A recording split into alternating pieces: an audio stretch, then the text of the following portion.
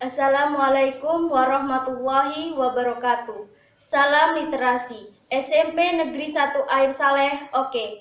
Perkenalkan, nama saya Rika Putri Handayani. Pada kesempatan hari ini saya akan menceritakan sebuah kisah yang berjudul Mengapa Tikus Menggigit Kayu. Pada suatu hari, ibu tikus terjatuh ke dalam ember di saat ia sedang mencari makanan. Ia tidak dapat keluar karena dinding ember yang tinggi dan licin. Beberapa hari kemudian, anak laki-lakinya melihat ibu tikus terperangkap dalam ember.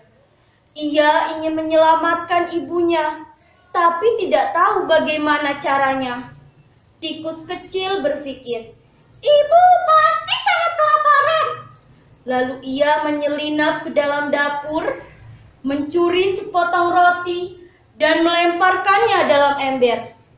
Namun, ibu tikus tidak menyentuh roti itu sedikit pun. Ia berkata, "Ibu memerlukan sepotong kayu yang keras. Tolong carikan, Nak." Tikus kecil mengira, "Mungkin saya harus mencarikan sesuatu yang lebih lezat." Lalu ia menyelinap ke dalam dapur sekali lagi, mencuri sepotong kue yang besar dan melemparkannya ke dalam ember. Ibu tikus berteriak pada anaknya, "Nak, ibu memerlukan sepotong kayu yang keras." Tikus kecil bergegas mencari sepotong kayu. Ia memerlukan waktu yang cukup lama untuk menemukan sepotong kayu. Dengan membawa kayu di mulutnya, ia bergegas menemui ibunya. Ia sedih melihat ibunya telah meninggal. Beberapa saat kemudian, ayah tikus datang. Setelah mendengar cerita tikus kecil, ayah tikus memarahi anaknya dan berkata, "Mungkin ibumu akan masih bisa selamat jika kamu segera memberinya kayu." Tikus kecil menyesal dan bertanya, "Mengapa ibu menginginkan sepotong kayu?" Ayah tikus menjawab, Gigi depan kita tumbuh lebih cepat, maka kita harus sering mengikirnya." "Bagaimana cara mengikir?" tanya tikus kecil.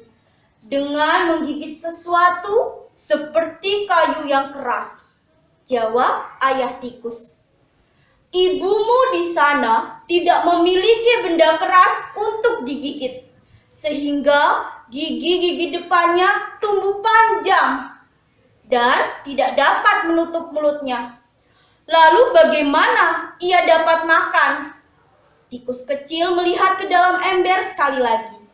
Ia melihat gigi ibunya begitu panjang, sehingga tidak dapat menutup mulutnya. Jadi tidak heran jika ia tidak dapat makan makanan apapun.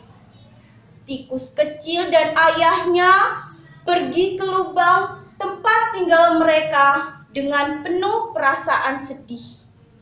Yang perlu kita ketahui, tikus seperti hewan pengerat yang lain mempunyai 4 gigi depan yang berbentuk pahat.